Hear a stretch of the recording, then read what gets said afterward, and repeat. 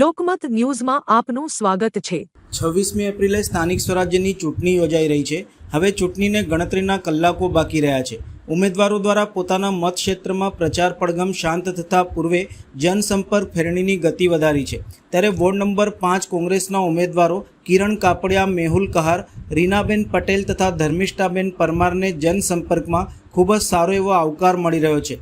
કોંગ્રેસના ઉમેદવાર કિરણ કાપડિયાએ જણાવ્યું હતું કે આજ રોજ ગોવર્ધનનાથજીની હવેલીમાં અમારો કાર્યક્રમ હતો। મારા મિત્રો જે વૈષ્ણવો છે તેમને કાર્યક્રમ રાખ્યો હતો। કથા સ્થળે અમને બોલાવાયા હતા।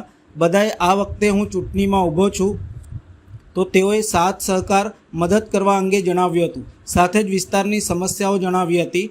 વર્ષોથી પાણી ડ્રેનેજની સમસ્યા છે તો લોકોએ હું જીતીશ તો તેના નિરાકરણ લાવવાની મારી પાસે અપેક્ષા રાખી છે। ત્યારે મેં એમને વિશ્વાસ અપાવ્યો છે કે જીતીને આવતા પહેલાં જ પ્રાયોરિટીમાં તમારા કામ રહેશે। ઉમેદવાર મેહુલ કહારે જણાવ્યું હતું કે આજે હાર્દિક કુમાર શાસ્ત્રીજી આવ્યા હતા અને શ્રી પુરુષોત્તમ માસની કથાનું આયોજન થતું હતું।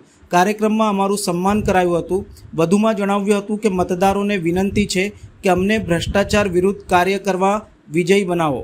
આજ રોજ જે ગોવર્ધનનાથજીની હવેલીમાં આજે અમારો કાર્યક્રમ હતો।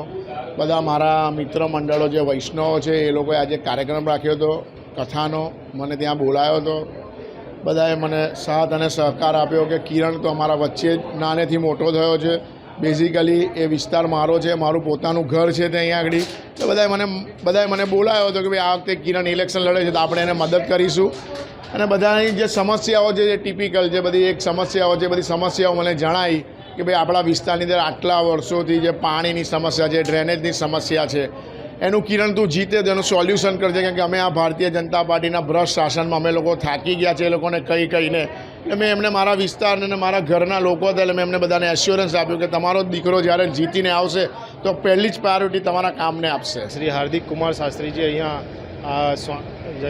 વૈષ્ણવ સમાજની અંદર આવ્યા હતા અને પુરુષોત્તમ મહારાજની જે કથા છે એ હતી અને સાથે સાથે અમને સન્માનિત કરવામાં આવ્યા। અને એમને કહેવાનું એવું જ હતું કે ઉપર તમે મોદીજી છે પરંતુ નીચે ગ્રાઉન્ડ લેવલ પર જે ભ્રષ્ટાચાર કરી રહ્યો છે એ લોકોને અહીંયાથી જાકારો આપો અને કોંગ્રેસની પેનલને મજબૂતીથી જીત અપાવો।